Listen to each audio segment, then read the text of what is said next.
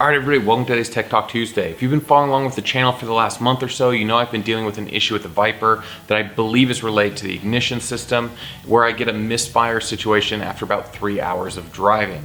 Well, I went ahead and I had replaced the spark plugs, replaced the spark plug wires. I tried to replace the coils with Screamin' Demon coils, as I had read online that you could just go ahead and modify the connector slightly on the new coils and install them without a problem, which that wasn't the case.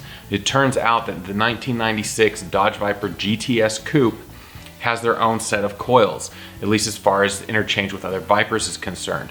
So of course I reached out to the community, wasn't able to get a good solid answer on replacement coils.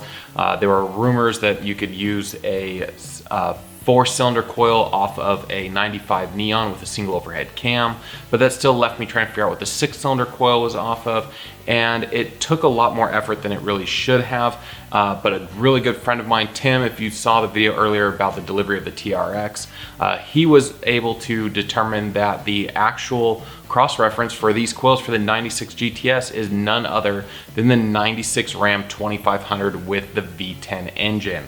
So I should have figured that out right out of the gate. I know a lot of us should have, but we didn't.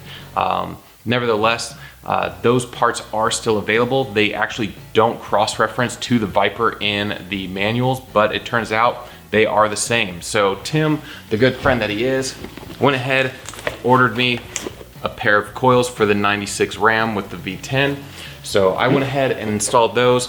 In those boxes is actually the original coils off of the car. I'm gonna save those and possibly have them rebuilt at a future date or whatever is needed. But I'm very excited for having these coils. I can't thank Tim enough for going through, finding them, and then ordering them.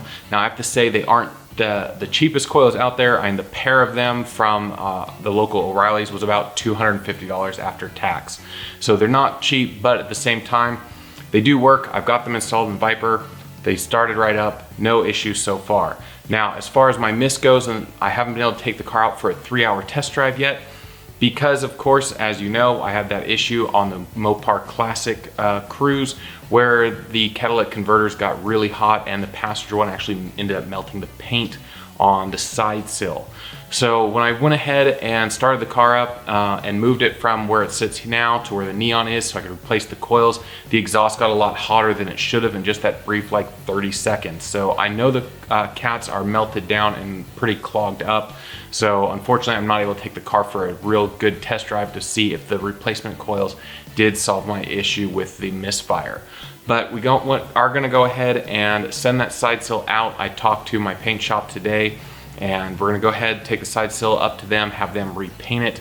And then I'm also gonna go ahead and get those cats replaced so that way we can go ahead and get the test drive done that it needs to.